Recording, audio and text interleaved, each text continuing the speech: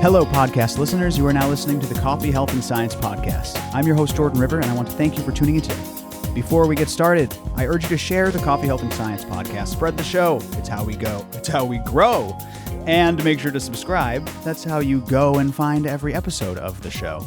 Give us a good rating and review, guys. I appreciate it. Today, we have one of my favorite guests, the Netherlands-born turned Central American coffee farmer. Bram is back on the line. What's up, buddy? Hey Jordan, how's it going? Thanks for having me again. It's a pleasure to be back on the show. Yeah, buddy. We always love hearing your updates, of course, working with Ally Coffee, a wonderful coffee trader, giving us a glimpse into what's going on down south of the equator there. And we love hearing all your updates. As a small coffee farmer yourself, I think last time we left off, you were kind of struggling with some pests on your mini coffee plantation. Maybe we can start there with a little update. How did that go? How is your coffee plantation doing? Well, the pests are going well. It's been kind of crazy how they disappeared. I hand cut all the infected leaves off and left the plant kind of like they went to the barber shop and I took off all the bad pieces and burned that. And they recovered very well from that because obviously they're losing the leaves. But the summer, the dry weather really helps for all these fungi to dry out, basically. Oh, I see. I thought it was I misremembered it in my head being some sort of like beetle infestation or borer beetle. This was a fungus, which that's right. You're supposed to remove the infected spots and you were able to recover from that. That's incredible. Exactly. Yeah. It's the fungus called coffee leaf rust. It infects the leaves. And it spreads very rapidly. Like you can find one plant and be like, yeah, I need to take care of this. And 15 days later, 3 weeks later, it's your whole plantation. So I went in with a scissor and cut out all the infected leaves, which obviously is huge work, but because it's a relatively small farm, I could do that. But a real farmer, so to say, a big farmer would never be able to pay for those costs, right? Yeah. And then we recovered from that quite well. And the summer really helped. So when the dry season kicks in, which has now ended, those fungi, they thrive on moisture, right? So doing pretty well in that sense. We harvested 1 kilo of coffee this year. Nice. Which got surprisingly well, actually. It got 84 points. So I was very, very happily surprised with that. I still have a little bit left. I got that vacuum packs up here in the office. And for next year, I'm expecting maybe a couple of bags, maybe a couple 100 pounds even. Wow, man, that's cool. 84, you said it cupped? Yeah, I was surprised. It was a blind cupping even. No prejudice, no nothing. No funny business. No, that's hilarious, man. Mm-hmm. I love it. That's some craft stuff right there. I kind of would like to dig in on that fungus, the coffee rust. I know this is maybe one of the biggest pest problems that coffee growers face. What else can you tell us about coffee rust? Are some cultivars resistant to it? Isn't that why so many people grow like Robusta? Is it? Please correct me if I'm wrong. Yeah. So coffee leaf rust is a fungi. Really, there is a scientific name for it. It is Hemilia vastatatrix. Yeah. Hemilia vastatatrix. That's a strange name. Oh, yeah, that's a bad disease, man. And as you can see in the picture, if you Google it, it appears as a orange, colory, orange brownish spores that get on the leaves, underneath the leaves, and that's why it's called rust, because it looks like rusted iron. These spores can travel through the air and can attach themselves to anything, really, to pollen, to your clothes, to your shoes, to your hands, to your equipment.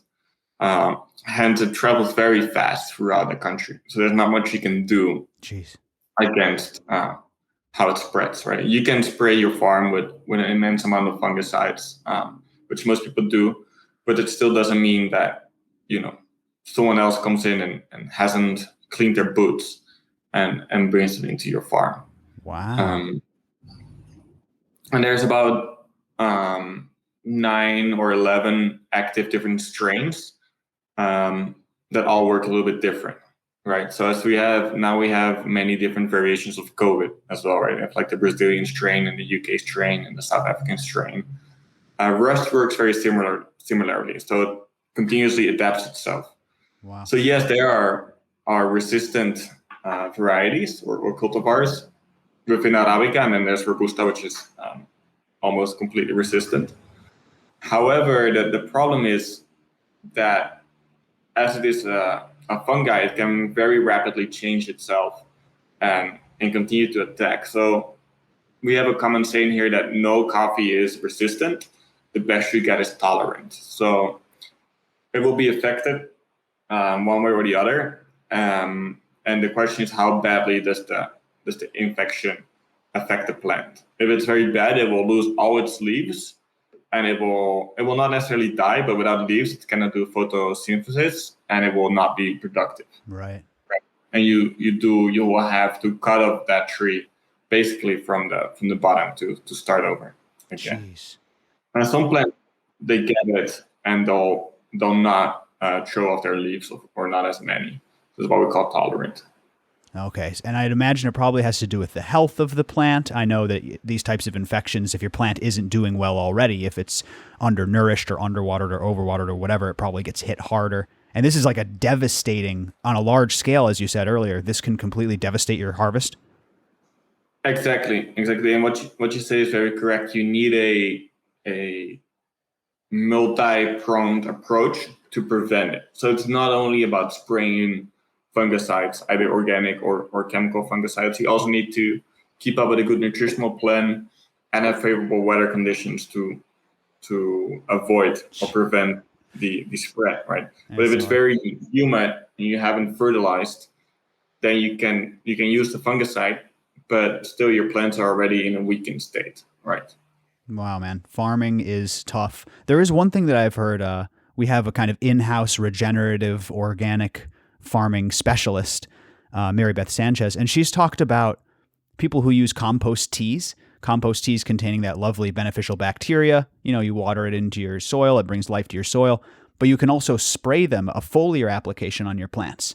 And what she said was, an interesting thing about spraying compost teas is that living bacteria for a time actually occupies the leaf space on the phyllosphere, I believe it's called, the terrain of the leaf space where things like spores and pathogens usually take hold.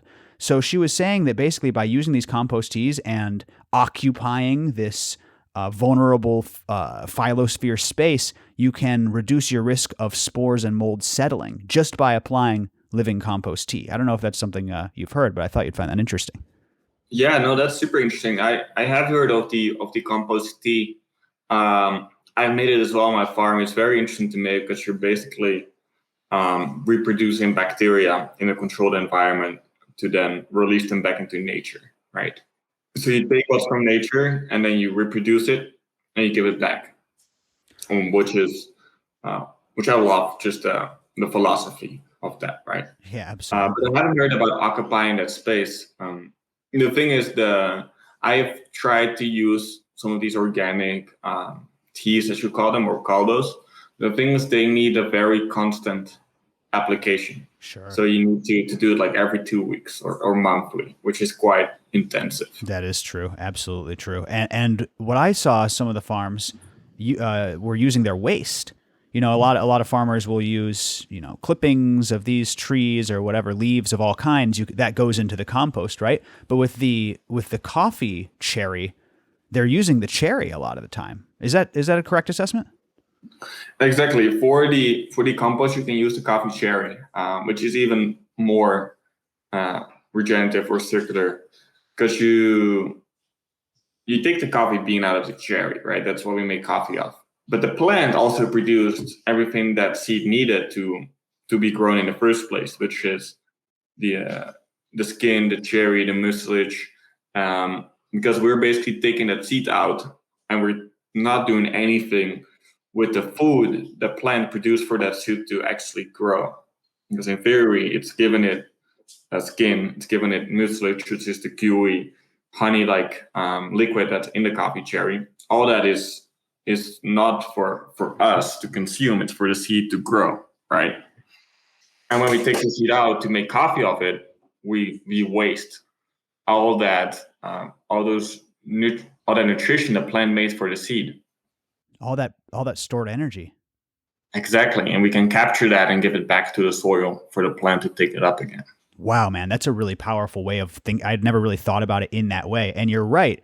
And that's the whole, all of that stored energy in that seed when it's first planted. It doesn't need much nutrition. It will grow. And that all comes from the plant process itself. And my understanding is that cherry meat's delicious, but it goes bad like real fast. So there's not much you can do with it. And why not compost it? It's really cool.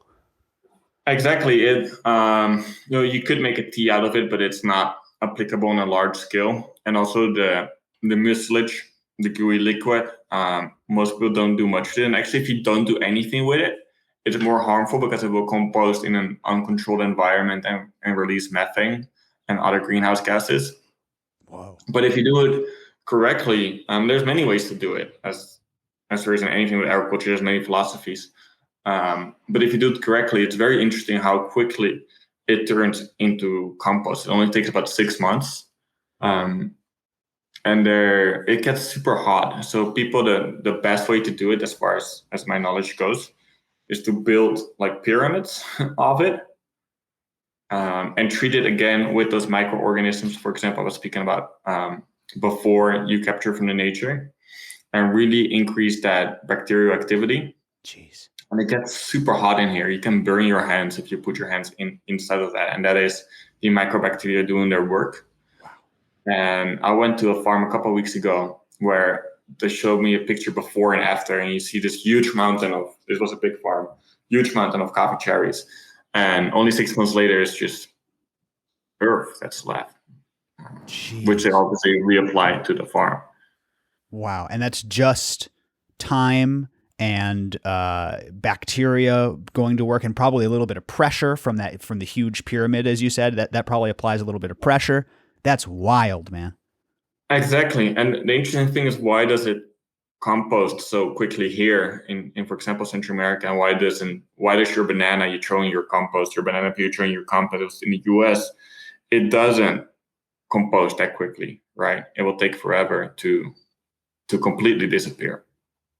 And I think that's because of the microbacterial activity we have here on the coffee products, for example, especially when they're organic, because those microbacteria, they don't survive if you use a lot of chemical products, right? They will significantly diminish. I think you're 100% right, because we've saturated our society up here in the United States specifically, not just from big ag, but literally to your Scott's Roundup backyard, everyone using it on their manicured lawns. So yeah, really interesting stuff, man. I should say, so I just thought of this myself speaking about this, and that's why organic agriculture is very hard, right? Because it needs to work in a holistic system. So, for example, if you're working non-organic now and you say, okay, I'm going to start composting my cherries, I'm going to start do all this stuff on my land, it doesn't go well the first year, and it doesn't go well the second year. It doesn't go well even the third year, because your land and your whole microenvironment needs to detox, right, from the chemicals used. So maybe the compost you'll make it the first year from your leftovers, it will not be as good because it's still not ready. It still has all these chemical traces that will prevent you to compost it in the correct manner, right? But for example, the farm we work with Ally, there's Ocho Conejos in Honduras. I had this conversation with them when I was there a couple of weeks ago, and for them, it happens so fast. The compost, it's so full of nutrients. So for them, it works perfectly. But even if you do the exact same thing on another farm, it might not work the same, because that compost is also organic, right? And has all those microbacteria. Right. So it's not only the coffee seeds inside that's organic, it's everything you produce on the farm is organic and can adapt it to each other, right? It's all interdependent. The microorganisms in the soil, the microorganisms on the compost, all that lives together, right, in an ecosystem. And if you start messing with that ecosystem, then you cannot expect to change one thing, but not changing all the others.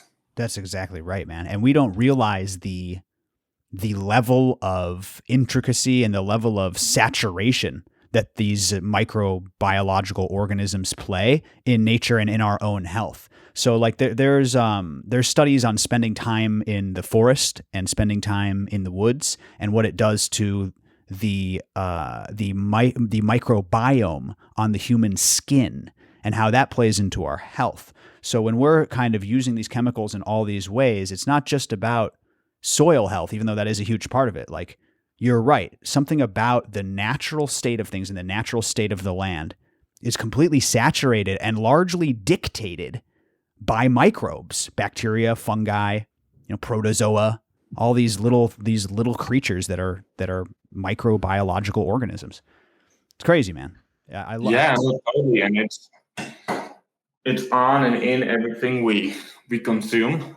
And so, if you travel, it's much easier to get sick when you travel. Right? Yeah, exactly. Because you're unaccustomed to the microbiology.